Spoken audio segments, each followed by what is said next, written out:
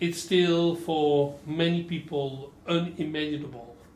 But imagine for a moment that Donald Trump will become president of the United States of America. Would that be, quote unquote, the end of American democracy or the beginning of a refreshment of American democracy? One never knows, but I don't think it will be the end. I mean, I think it somewhat depends on how Donald Trump governs. I mean, one thing I can say is that I don't think we know very much about Donald Trump, which is one of the things that's scary about him, but also one of the things that's exciting about him. I think one of the mistakes people make is that if they want to understand Hitler, they don't read Hitler.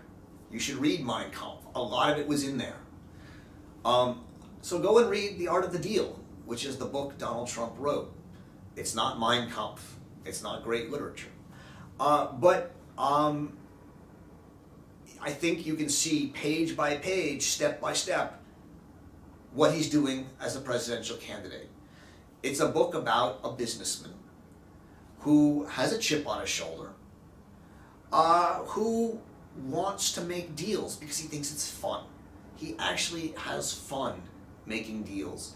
And he takes very seriously the fun about bringing people together and saying, you're going to sell this guy that, he's going to sell you this, and you're going to sell me this, and they say no, and he makes it happen, right? Is he a brilliant businessman? I don't know. He's lost a lot of money. He's made a lot of money.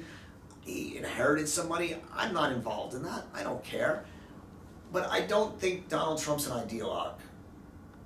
I don't think he's a racist. I don't think we're going to have a terribly ideologically racist country if Donald Trump is our president. I do think Donald Trump is impulsive, narcissistic, boorish in the sense of being mean and not very high class. But we've had presidents like that before, and we've survived. I mentioned the president that I think Donald Trump will most remind people of if he becomes president is Andrew Jackson. Andrew Jackson was a general, low class, swore, cursed, didn't dress well, really not what we think of as a gentleman. And yet he was one of the most powerful and most important presidents in the history of America. He's the one who really made America into democracy.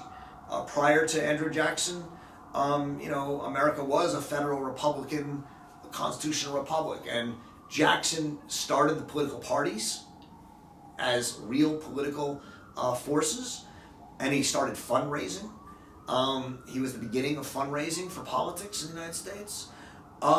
He was the beginning of a populist, democratically elected president who just terrified the elites of this country, terrified them, and hated them, and they hated him.